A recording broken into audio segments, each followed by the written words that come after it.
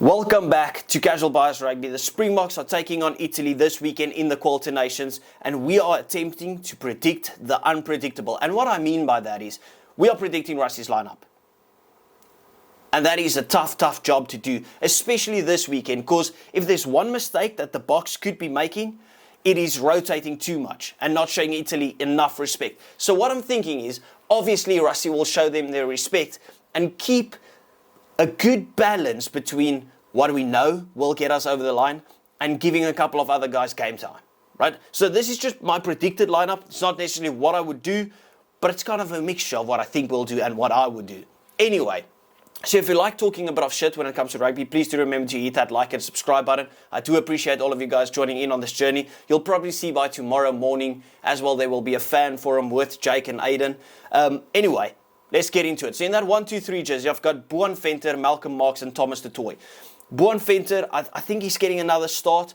He's had a good start to his international season. He's obviously got a point to prove now, being hooked after 30 minutes, and Rassie saying maybe he wasn't ready for that type of intensity that we saw against France. But overall, I think we still back him, right? Like obviously Oxenchair is out. I can't think about too many other names that's probably fighting for that position at the moment, especially with Jan-Hendrik Wessels out as well. So I reckon Boan Venter gets the confidence, he's shown the confidence to take that number 1 jersey once again. Malcolm Marx in that 2 jersey speaks for himself. Probably the most underrated player in terms of leading the way for World Player of the Year. I think he's had an absolutely outstanding rugby championship. Maybe started a bit cold in the first 2 games, but after that just kind of took over, and it feels like prime Malcolm Marx, but on steroids. He is absolutely unreal. He had an unreal game against France. In my opinion, he was the man of the match there. And I think if he ends this year strong, he probably deserves World Player of the Year as well. Then I've got Thomas the Tank du Toit. Obviously, he's been there, he's done it. He's doing the job in that 3 jersey. He's made the jersey his own. 4-5, back to the basics in terms of what we saw in the Rugby Championship. I'm going Eben Etzebeth and Ruan Orkia.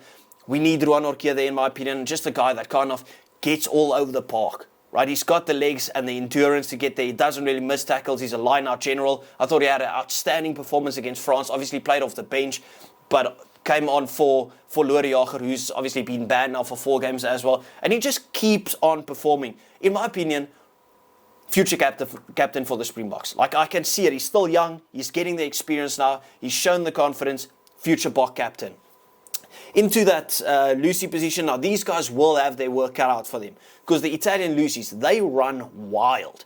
Okay? So I'm going with the most basic formula that's worked. Captain Rugby, Captain South Africa, Captain Siya Kolisi, Peter Steff to tackle, and Jasper Wiese. Jasper Wiese was an absolute menace against France. Siya Kolisi showed his true leadership. I mean, I thought he played decently well until the 40th minute mark, where he got hooked off the field because of that red card as well. And when you are in the biggest game of your life, well, let's say top 3, because obviously 2019 Rugby World Cup final, 2023 Rugby World Cup final, but your 100th game is special to you. And to think that you have to make that sacrifice and do it with a smile and be the biggest supporter right next to the field, that is so commendable. That is true leadership. And he's had such an impact on the game. I've got him in that 6 jersey. Peter Steff to tackle speaks for himself. And then Jasper Wiese in that 8 jersey. Jasper has been on a different level in that 8 jersey. And I've said it a couple of times. With all the talk at the start of the season of who could possibly take that 8 jersey, right? That was obviously before Elrich Louw got injured. Before Cameron Hanekom got injured, when Evan Roos was playing some of his best rugby, before Jordan Augustus got injured. You kind of thought, okay, well, Jasper is out for so long. Who's going to take that 8 jersey? Jasper has come back and just decided, no fucking way, that's my jersey. That's just the way that he's been playing. He's been a man on an absolute mission, and I love it. So as you can see with the forwards, I've kind of kept it the same because of the fact that Italy front up so well when it comes to their physical game. 9-10, I've got a little switch in combination here, but I've got a flary switch up. So I've got Grant Williams to finally get a start once again. Just giving Kobus Reinach a bit of a break. The guy's been playing so much rugby, been taking so much contact that I'm just giving him a break. I've got him obviously to start next weekend again against Ireland. And then I've got number 10 jersey, I've got Manie Libbok, because the same thing goes for Sasha. I think Sasha's been absolutely extraordinary. He had a man of the match performance last weekend, even though I thought it should have gone to Malcolm Marx. He's also been playing so much rugby, and he played every single game for the Stormers between the two international breaks for us. So I've got Manie, who I'm so proud of, right? Because I got so much shit when people were kind of on Manie's back because of his kicking, and I said he's an outstanding player. Just let him play with confidence, and he'll get it done.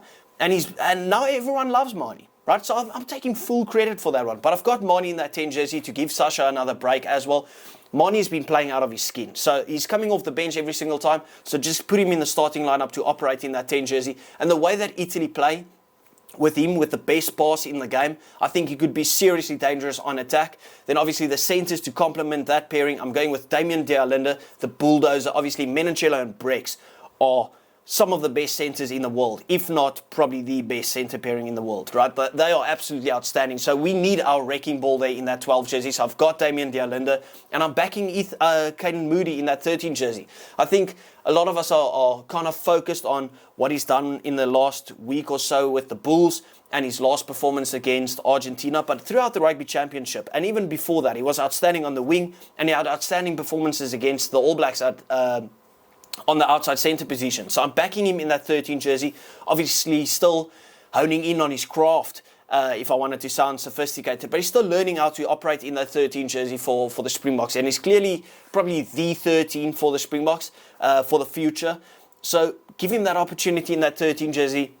It's a big game, it's a big matchup for him, and obviously you also want to show his quality out there. So on the wings, I've got Cheslin Colby, and I'm going to go with Ethan Hooker. Obviously Kirtley Orange has just come back from an injury, so probably it could go either one of two ways. You could either see it as give him more game time to get him match fit, or just have him play one game, have him take a break so he's not injured, goes in injured into the Ireland game, because he has to be part of that Irish game. So it obviously depends on how you want to look at it, but I just can't see you leaving out Ethan Hooker for too much. I think Ethan Hooker is kind of nailed on. Maybe there's rumours going that he might be playing in that inside centre position. But I think he does play, whether it's inside centre or on the wing. One of those two positions. But I don't want to switch it up too much by playing him at inside centre, Manie Libbok at 10, Grant at 9, and then playing Caden Moody at 13. Like, I think that would be a massive switch up. And that's where kind of the chemistry could bite us in the arse, if you get what I mean. Not that it won't. Not that it will. Because obviously we've got that squad depth. But that's just kind of my perspective on it. Then the wings. I just said Cheslin Colby, Ethan Hooker, and then 15, Damian Willemse. Keep playing him. Keep on giving him that confidence in that 15 jersey. I still believe he is the 15 for the Springboks, even if Apelile Fassi comes back. I've got Damian Willemse in that 15 jersey. He was backed in the World Cup. He was backed after that. Obviously, just got injured. So just keep on giving him game time there. He'll absolutely shine. He'll keep on shining. He's the best player in the world.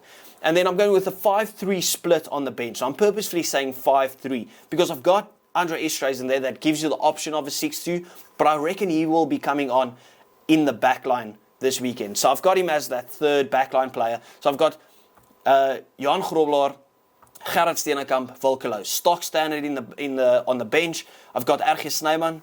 Obviously, he's always there. Kwagga Smith, I can't see this guy missing 2 games in a row. He'll be vital for us coming against the Italians. Just a wild animal. Right, he just gets around the park, makes his tackles, a menace at the breakdown. I think for a game like this, he's vital from the bench to get you those turnovers. And then I'm going to give Morne van den Berg a little bit of a run. As I said, I'm just giving Kobus Reinach a little rest. I mean, obviously the guy was green when he came off the field. So Morne van den Berg is obviously in the squad. I can see him playing a game. Maybe this is the game that they play him off the bench. I've got Handré Pollard, also some match time. So kind of the same concept for Kobus Reinach and for Sasha. That's why I've got in Morne van den Berg and Handré Pollard. You can't leave out Handré Pollard for too long. Just bring him off the bench, bring some composure to the game. If you want to switch the game up a bit, if Italy's fronting up really, really well, you can switch the game up with Handré Pollard off the bench. And then finally, I've got Andre Estrades to round off the 23. And that is my predicted lineup. Now, this could either be a beautiful prediction, or this can go up in flames and be an absolutely dog shit one. This was a really, really tough prediction. But obviously, that's just my opinion. Please do let me know what you guys think we'll see tomorrow in the squad lineup. I appreciate you guys. Thank you. See you next time. Bye bye.